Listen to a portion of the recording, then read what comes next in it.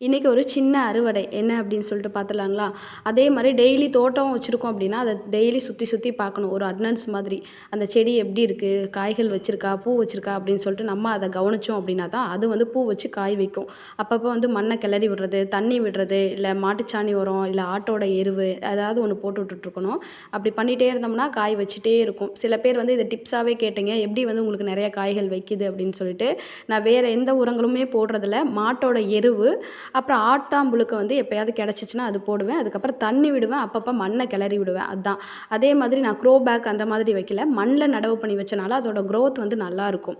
நம்ம வீட்ல இருக்கிற கத்திரிக்காய் வகையெல்லாம் பறிச்சு எடுத்தாச்சு. அதுக்கப்புறம் அந்த குட்டி குட்டி தக்காளி எல்லாம் வந்து நெறைய பழுத்துட்டுருக்கு. இப்ப வெயிலுக்கு வந்து நெறைய தக்காளி பழுத்துட்டுருக்கு அப்படின்றனால, டெய்லி வந்து கொஞ்சம் கொஞ்சம் வந்து நான் பறிச்சு எடுத்துக்கிறது.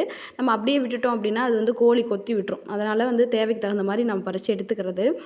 முன்னாடிலாம் வாரத்துக்கு ஒரு டைம் வார சந்தைக்கு போவேன். போயி என்னென்ன காய்கறி வேணுமோ அப்போ வாங்கிட்டு வரதான். சும்மா கடைக்கெல்லாம் போக மாட்டேன். ஆனா, இப்பலாம் வந்து மார்க்கெட் போறதே இந்த கொஞ்ச நாளா விட்டுட்டேன்.